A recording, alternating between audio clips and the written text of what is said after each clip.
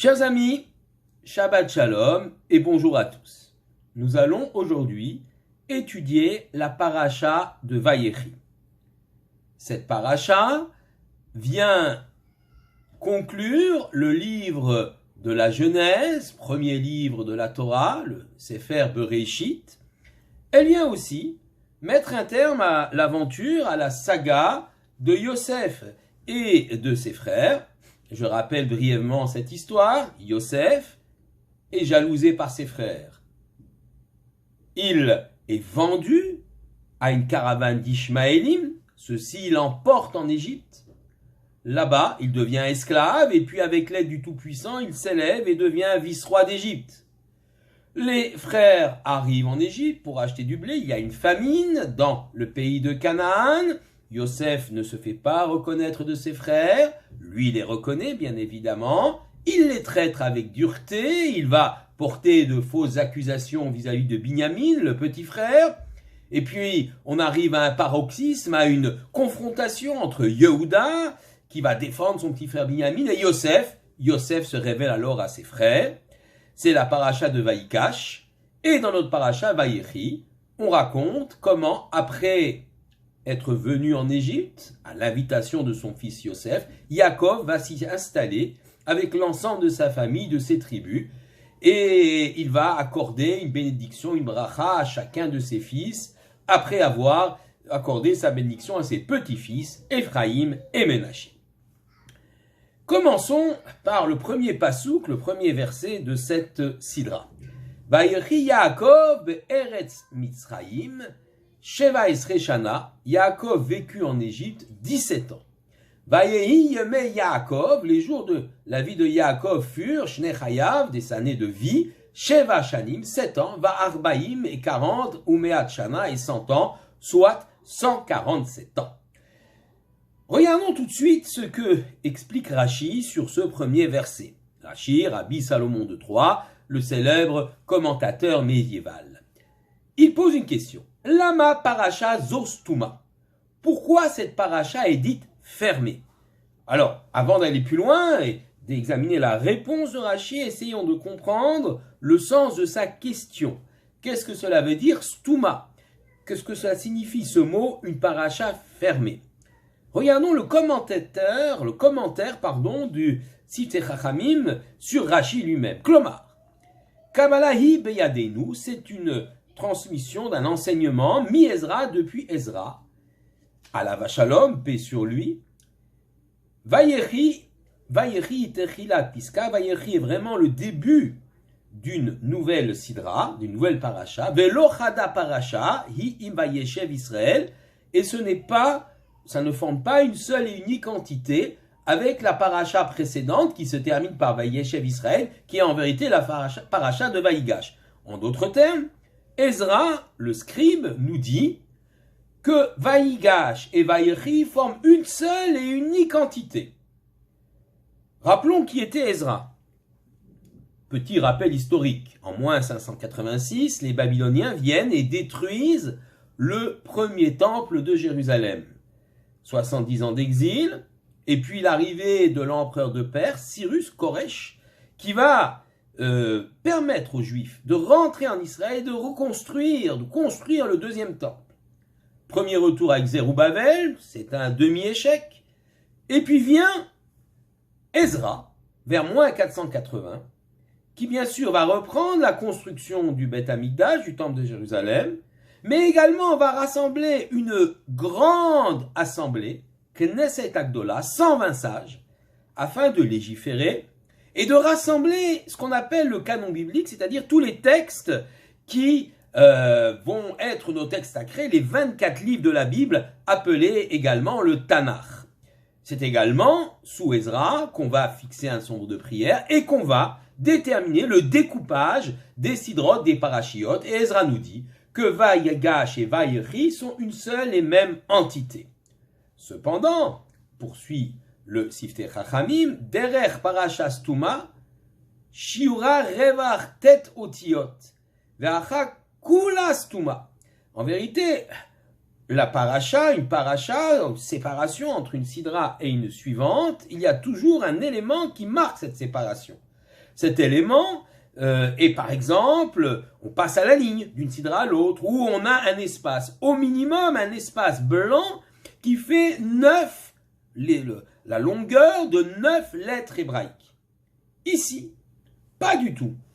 Elle est kula stuma, dit le Sifter Haim, elle est complètement fermée. C'est-à-dire que Vayikhi est complètement collé à Vayigash. On ne voit pas de séparation physique entre les deux sidrotes. Ein bar revar klal, il n'y a aucun espace. On a donc ici deux parachiotes qui se suivent l'une l'autre, et si on ne sait pas, on ne connaît pas, on peut être tenté de lire les deux à la suite. La paracha est dite stuma, fermée, et non pas ptucha, non pas ouverte, ce qui est tout à fait inhabituel. Alors pourquoi est-elle stuma? Si ce sont deux sidrotes, deux parachiotes, elles auraient dû être séparées. Non, il y a un message que nous envoie ici la Torah sur le fait que cette paracha est stuma, elle est fermée. Quel est ce message? Rashi continue. Le fit, parce que chez Kevan, chez Niftach, Yaakov Avinu, puisque Yaakov Avinu est mort, à ce moment-là, il va mourir dans notre paracha. Nistemu einayem velibam shel Israël mitzarat hashibud. Les yeux et les cœurs d'Israël vont se fermer à cause de la souffrance de l'esclavage. Chez Itrilou le Shabedam, car ils ont commencé, c'est sous-entendu, les Égyptiens ont commencé à les asservir. Première raison apportée par Rashi, la paracha est fermée, c'est une allusion à la fermeture des yeux et des esprits et des cœurs des bénis Israël qui voient leur horizon s'obstruer car ils sont victimes de l'oppression et de l'esclavage. Deuxième raison qu'apporte Rashi, je la lis, Davar Acher, autre explication, chez Bikesh les Galot et Taketz les Vanav, il a cherché à dévoiler la fin à ses enfants, Benista Mimeno, et ça a été fermé, obstrué, on le lui a empêché. Réfléchissons à cette deuxième raison, telle qu'elle l'explique Rashi. Yaakov a certainement une vision, une compréhension de l'avenir. Il a une voix, une prophétie. Cet homme rassemble tous ses enfants, il va mourir et il veut leur donner quelques explications sur ce qui se passera à l'avenir. Il fait des prédictions sur l'avenir du peuple juif, la fin des temps. Intervention divine. Les portes de la sagesse sont fermées. Les sources de la connaissance lui sont enlevées. Il ne peut pas dévoiler la fin, le ketz. Et c'est tant mieux ainsi. Car le judaïsme est basé sur un principe essentiel, celui de la liberté et du libre arbitre.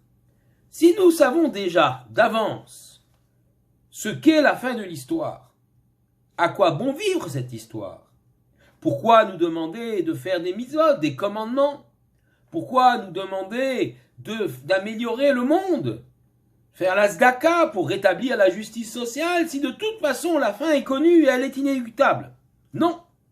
La fin est connue bien sûr par l'Éternel, mais certainement pas par les hommes, et il n'est pas autorisé à un homme, aussi grand soit-il comme Yaakov, de révéler la fin des temps. C'est pourquoi les sources de la sagesse lui sont enlevées, sa vision est obstruée, elle est fermée. C'est la raison pour laquelle notre paracha, par allusion, est elle aussi fermée, elle est stuma. Revenons maintenant sur la première raison donnée par Rashi. Rashi nous dit qu'effectivement, eh bien, la paracha est fermée parce que l'horizon des Bnei Israël se ferme. Ils sont victimes du shiboud, c'est-à-dire de l'asservissement, de l'esclavage que les Égyptiens vont leur imposer. C'est ce que dit effectivement Rashi en rapportant le Midrash. Mais, évidemment, il y a ici un problème. Il y a un problème car nous savons très bien que l'esclavage n'a pas commencé à partir du moment où Yaakov est mort, mais beaucoup plus tard, près d'un siècle plus tard. Vayamot Yosef, Cholechav, Yosef est mort, ainsi que tous ses frères, dit la Torah. Et on nous dit, effectivement, pour nous apprendre que tant que l'un des fils de Yaakov était vivant, alors les bénis Israël n'étaient pas des esclaves. C'est à partir du moment où le dernier, des fils du patriarche Yaakov, et il s'agit de Lévi, va mourir, c'est à ce moment-là que va commencer le processus d'asservissement qui va amener les Juifs à être esclaves. Et pourtant, Rashi nous dit, et je répète ce Rashi, pourquoi la paracha est-elle souma, fermée? Le fils chez Kevan, puisque, chez Niftar Yaakov Avinu, quand Yaakov est mort, Nistemu Enehem Velibam chez l'Israël, les yeux et les cœurs d'Israël se sont fermés, Mitzarat Hashibud, à cause de la souffrance de l'esclavage. Alors il ne s'agit pas véritablement de l'esclavage physique, car entre la mort de Yaakov et le début de l'esclavage physique, il va se passer presque un siècle. Il faudra la venue d'un nouveau roi, Vayakom Melech Hadash, un nouveau roi va venir en Égypte et il va effectivement asservir les bénis Israël. Oui, sauf que dans cette période, après la mort de Yaakov, les bénis Israël, qui habitent la province de Goshen, et qui a priori sont séparés des Égyptiens, vont lentement se laisser pénétrer par la culture immense et forte des Égyptiens. Petit à petit, ils vont être gagnés par cela. Certes, ils vont garder très fortement leur identité au départ, ce qui se traduit par le fait qu'ils n'ont pas changé leur langue, ils ont continué à parler hébreu, ils n'ont pas changé leurs habits, et ils n'ont pas changé leur nom. Ils ont continué à garder des noms hébraïques, Abraham, Tzrak, etc. Donc ils ont gardé leur identité juive, mais tout de même, cela n'a pas empêché le fait que, lentement, doucement, ils se sont assimilés, ils se sont enracinés, ils se sont intégrés au sein de cette civilisation si forte et si puissante que constitue la civilisation de l'Égypte. Et à un moment donné de l'histoire, ils se sont sentis en Égypte comme chez eux. Cela n'a pas été sans réaction de l'autre côté, de la part des Égyptiens. Égyptiens qui voient ce peuple étranger petit à petit se développer, grandir, prendre des postes dans l'économie, s'élever économiquement, avoir une situation sociale importante, voire devenir dirigeant, Yosef le premier, de leur pays l'Égypte. Cela va créer une sorte de ressentiment, de jalousie. C'est le début de l'anti-hébraïsme, anti-judaïsme ou antisémitisme, si ce terme est un peu anachronique, il peut tout de même s'expliquer ainsi. On verra effectivement dans l'attitude de Pharaon et sa volonté de réduire la population juive par un génocide, celui des petits garçons juifs qui vont naître. Eh bien, tout ceci nous rappelle, sonne fortement à nos oreilles comme un rappel de l'histoire. C'est le début de l'antisémitisme. Les Juifs en Égypte se sentent chez eux. Ils ont oublié la terre d'Israël. Ils ont oublié qu'ils ne sont que des guérim, que des étrangers. Qu'un jour, il faudra qu'ils retournent chez eux. Ils ont oublié tout ça. Ils se sentent bien. Tout va bien. Petit à petit, ils se sont installés confortablement dans cette vie égyptienne et ils ne verront pas venir à ce moment-là l'esclavage qui viendra brutalement les frapper. Pharaon usera d'une ruse, il appellera au travail, il fera appel au sentiment patriotique. Les Juifs vont se précipiter pour travailler gratuitement sur les chantiers de Pharaon et ils seront vite encerclés, emprisonnés et réduits en esclavage. Ce shiboud, cet asservissement, le tsarat hashibud, c'est-à-dire la souffrance de l'asservissement, les Bnei Israël ne vont même pas le ressentir au départ. Sournoisement, cet asservissement va venir les prendre jusqu'à ce qu'ils se révèlent au grand jour et qu'ils soient véritablement devenus rendus esclaves. Cet épisode, eh bien, nous le retrouvons au cours de l'histoire du peuple juif en Espagne. Les Juifs étaient chez eux, la plus forte et la plus belle communauté juive où se sont développées des choses extraordinaires d'un point de vue spirituel, philosophique et bien sûr économique, jusqu'à un conseiller d'Isabelle la catholique, le grand Don Isaac Abravanel. Les Juifs n'ont pas vu venir. Ah certes, il y a eu des persécutions, des conversions forcées ça et là, des premières persécutions au XIVe siècle, mais au XVe siècle, ils sont encore installés lorsque le coup tombe. 1492, les Juifs tombent sous le coup de l'édit d'expulsion d'Isabelle la catholique et de Ferdinand d'Aragon. Ils doivent quitter l'Espagne ou se convertir de force. C'est le jour du 9 Av 1492 que les Juifs sont frappés et doivent quitter l'Espagne. Autre exemple dans notre histoire, les Juifs d'Allemagne. Imaginons, il n'y a pas plus intégré, plus allemand que les Juifs de l'Empire d'Allemagne.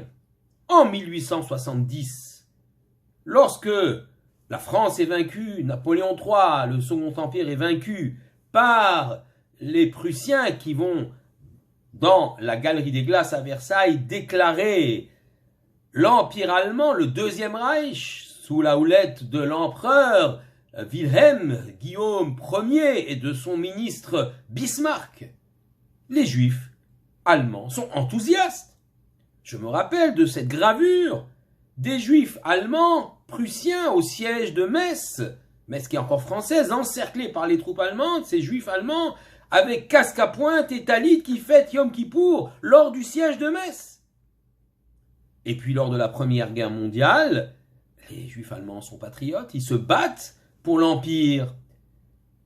Et ils sont totalement intégrés. Il y a des ministres juifs, il y a des militaires de haut rang juifs, des industriels, des commerçants, les premiers grands magasins de l'Allemagne, ce sont des juifs qui vont les créer. Et pourtant, le coup près tombe. Après une montée d'antisémitisme, alors que les Juifs pensaient être chez eux en Allemagne, ils disaient « Berlin is Jérusalem ». Berlin, c'est Jérusalem, nous n'avons pas besoin de venir à Jérusalem. Le mouvement réformé, libéral, en Allemagne, qui est né en Allemagne, a voulu effacer de toute la liturgie des références au sacrifice au temple de Jérusalem, des références au retour à Sion, à Yerushalayim. Ils ont occulté tout ça, il y en a même qui ont changé la langue, ils n'ont plus voulu prier en hébreu, mais prier en allemand. Le coup près tombe. Le chancelier Hitler prend le pouvoir en 1933 et en 1938, les magnifiques synagogues d'Allemagne, de toute l'Allemagne, sont brûlées. C'est la Kristallnacht, la nuit de cristal. Les Juifs sont désespérés, ils pensaient être chez eux en Allemagne, ils pensaient avoir posé leurs valises, et voilà que non. L'histoire se répète. Alors revenons à cette période de l'Égypte. Les Juifs, effectivement, ne voient pas, leurs yeux sont obstrués, ils sont aveugles aux événements qui sont en train de se dérouler autour d'eux. Yaakov vient de mourir, ils pensent être à la maison en Égypte. Et lentement, mais sûrement, l'anti-judaïsme égyptien monte jusqu'à ce qu'il soit pris dans la nasse et devienne esclave de Pharaon. C'est à ce moment-là que leurs yeux se sont fermés et se sont obstrués. Voilà pourquoi cette paracha s'appelle Stouma, elle est fermée.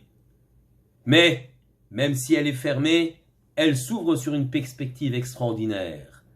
L'annonce de la liberté et de la libération qui va débuter dans la paracha Shemot, la première paracha donc du livre de Shemot, du deuxième livre de la Torah, la paracha de l'espoir, de l'ouverture de la lumière, celle de la sortie d'Égypte et de la naissance du peuple d'Israël.